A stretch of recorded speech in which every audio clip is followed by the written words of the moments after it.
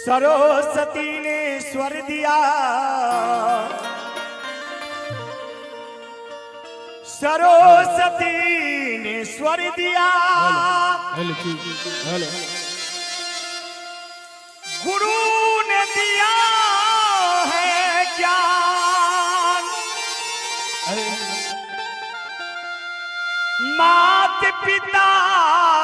ने जन्म दिया,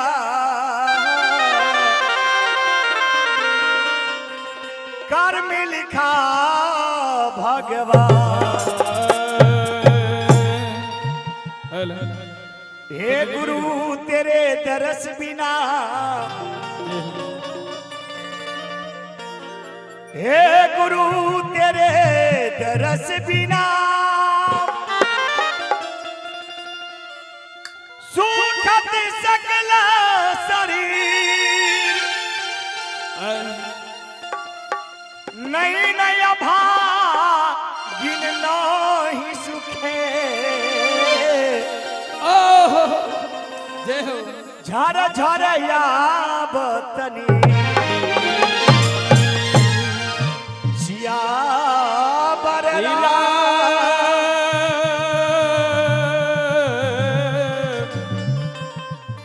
मैं चंद्र शंकर जी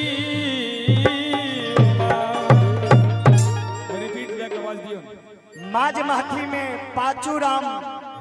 गोप के जांग से माई अंधरी के कोई से दसमी अवतार धनु रात जनम महती नगर में लड़की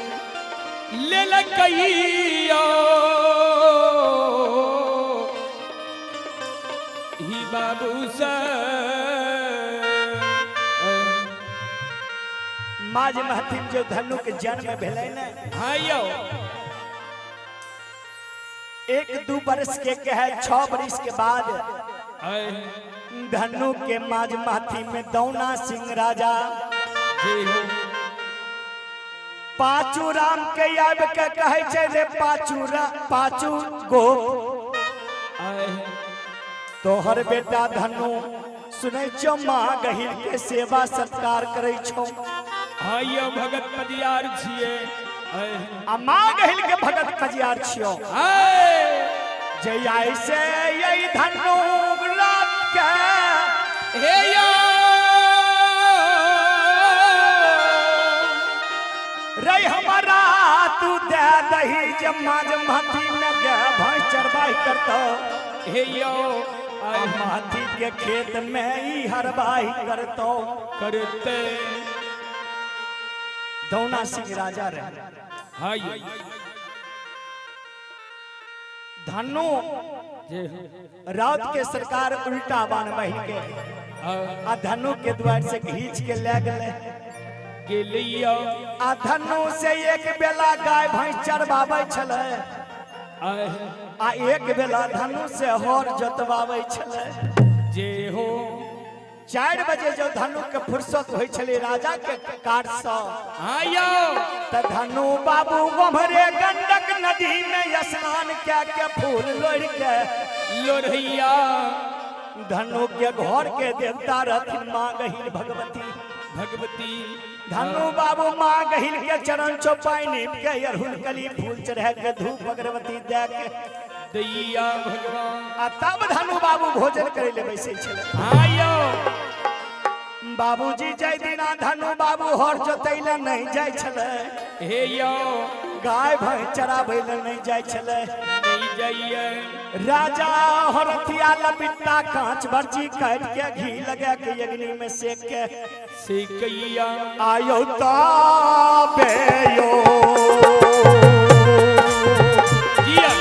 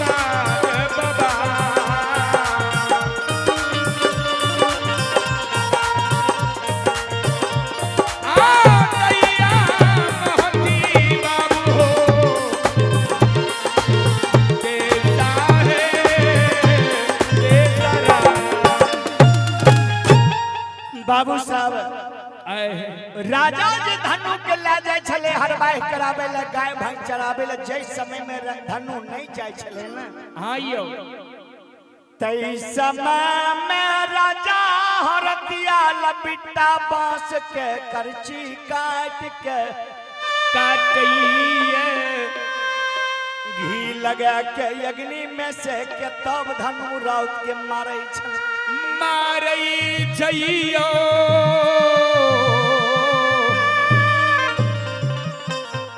ए यही ग्राम के बाबू भैया मारे छले आइयो जो धनु के माइक अनहरी के जो मालूम हुई छले होइए धनु के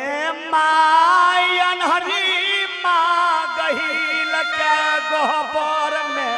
जाके कहे छे गे माय गही हे यही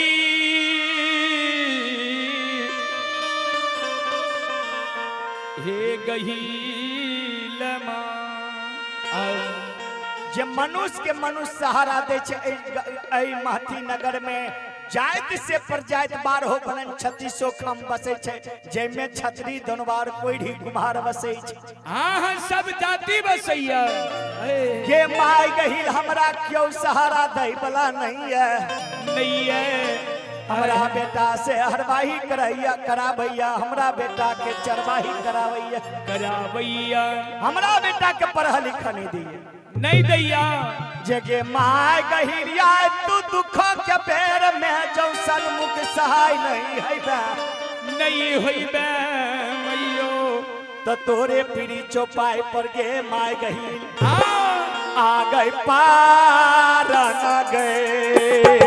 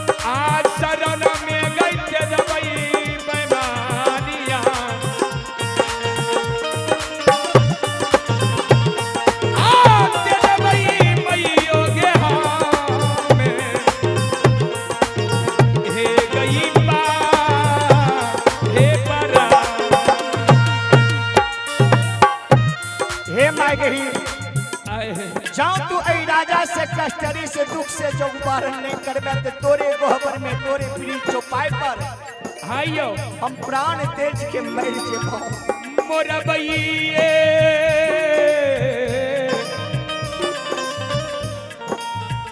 हे कही माँ गही सन्मुख होइ छे हायो कहे छे बेटी नहीं काने सेबकी नहीं काने नहीं एक समय ते राजा के ऐठी गुमान नहीं तोरी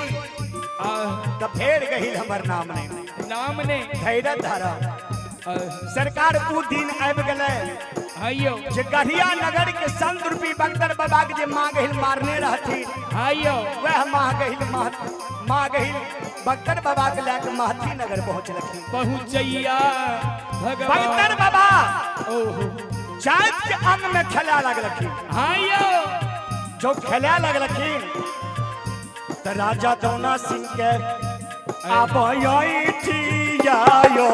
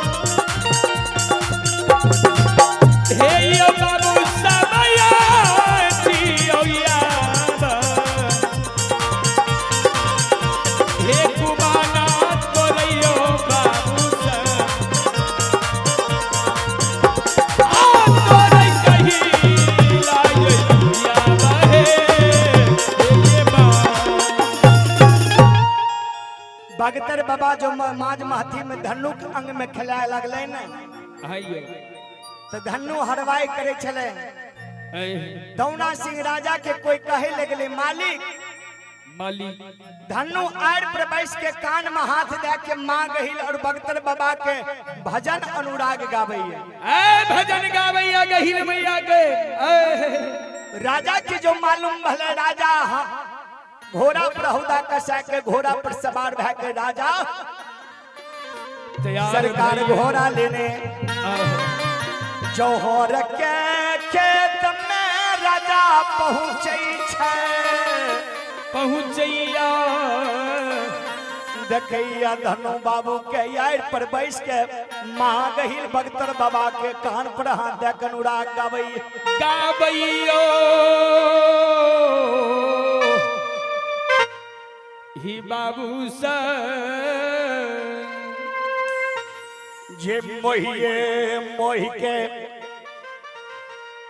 धनु बाबू गावैया माँ गहिल के अनुहोरा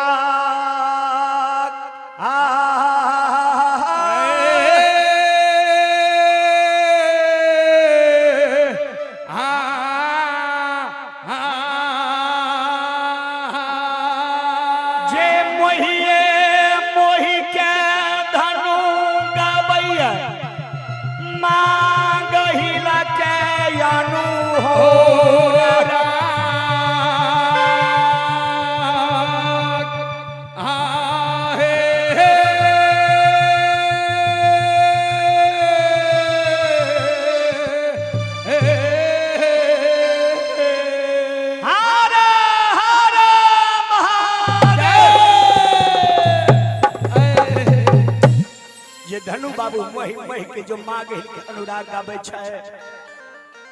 तही समय में दौना सिंह राजा कहे छै धनुआ धनु बाबू अलही माज महती में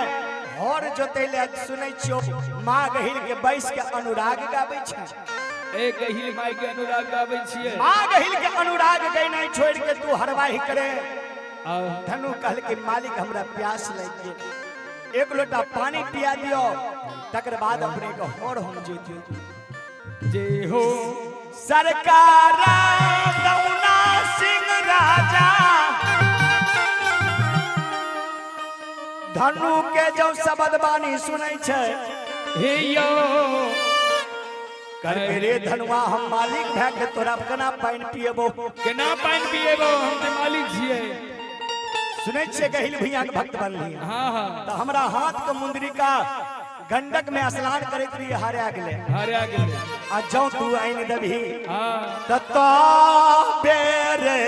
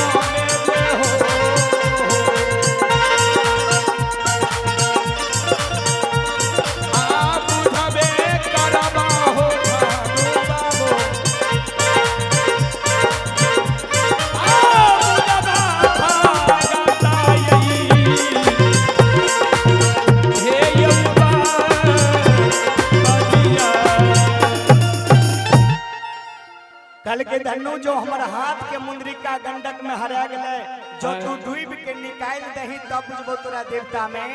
शक्ति छो धनु बाबू कल के मालिक आइयो जे मानव मर जाय छो पुनः जिंदा नहीं होय छे जे हाथ के मुंदरिका जल में हरा गेले ऊपर केना हेते ऊपर केना होते राजा बाबू हो मगर अहा के विश्वास नहीं है तो हमरा माय गहिल पर विश्वास है हम गंडक किनार में अवश्य अहा के हाथ के मुंदरिका जो हराल हेते तो खोज के आइन देब ए यानी देव राजा बाबू धनु बाबू गले गंडक किनार में मां कमला नंग ठड़ा भ गेल भेलैयो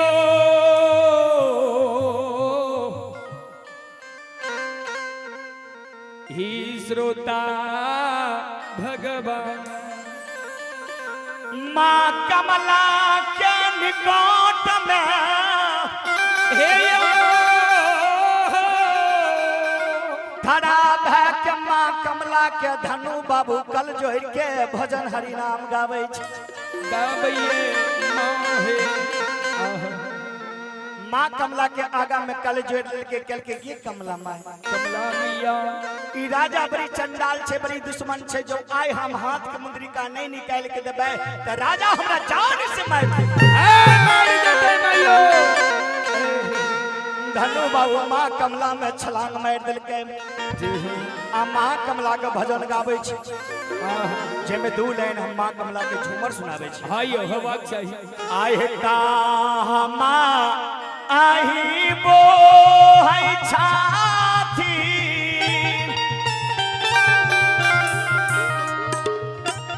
आहा मैया कमा ले सारी है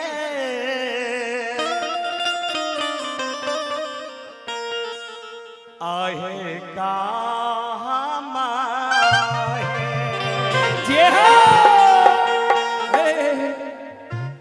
एक बेर माँ कमला के नाम से दोनों हाथ उठा के जोरदार जयकारा लगा दिया।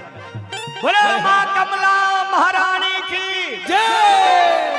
अम्मा कमला वो है बाला बाला ना है हम